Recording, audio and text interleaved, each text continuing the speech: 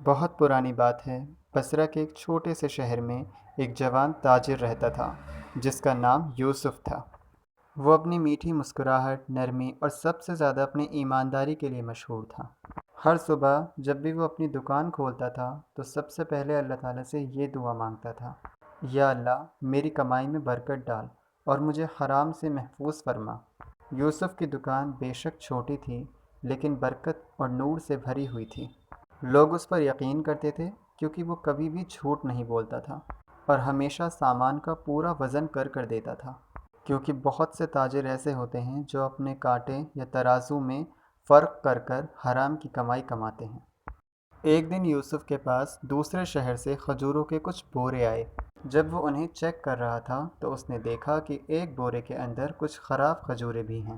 اس نے سوچا، اگر میں اپنی خراب کھجوروں کو ان اچھی کھجوروں کے ساتھ ملا دوں تو کسی کو کچھ بھی پتہ نہیں چلے گا، اس سے میرا نقصان بھی نہیں ہوگا اور میری خراب کھجوریں اچھی کھجوروں کے دام میں بک بھی جائیں گی۔ لیکن فوراً اس کے دل نے اسے یہ یاد دلایا کہ رسول اللہ صلی اللہ علیہ وسلم نے فرمایا تھا، ایماندار اور سچا شخص قیامت کے دن انبیاء، صدیقین اور شہداء کے ساتھ ہوگا۔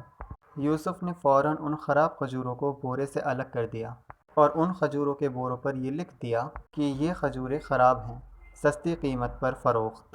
یوسف نے یہ اندازہ بھی نہیں لگایا ہوگا کہ ان کی اس ایمانداری کا صلہ اللہ تعالیٰ انہیں کس طرح دے گا۔ سب کچھ نارمل چل رہا تھا۔ یوسف کی دکان پر کسٹمرز آتے تھے اور وہ ان کے ساتھ نرمی اور ایمانداری کے ساتھ پیش آتا تھا۔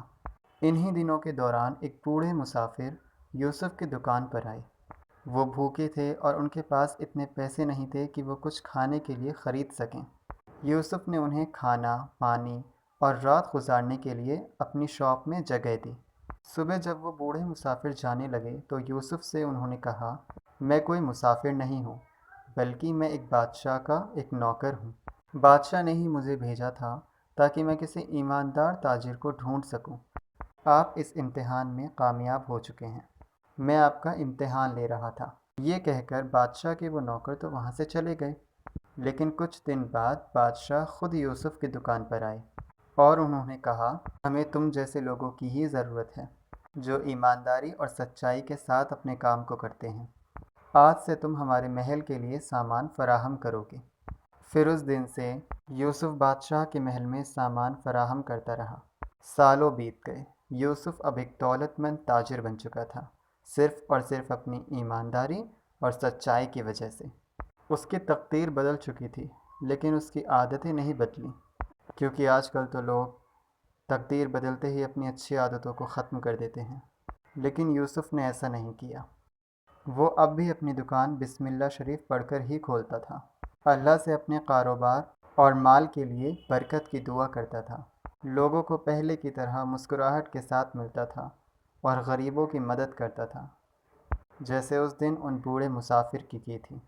لوگ یوسف سے پوچھتے کہ یوسف، تمہاری کامیابی کا آخر راز کیا ہے؟ وہ مسکرا کر صرف اتنا ہی کہتا تھا، سچائی میں ہی اصل برکت ہے۔ جھوٹ فائدہ تو ضرور لا سکتا ہے لیکن سکون چھین لیتا ہے۔ یوسف نے بادشاہ کے امتحان میں کامیابی حاصل کی، لیکن ابھی اللہ تعالیٰ کا امتحان ہونا باقی تھا۔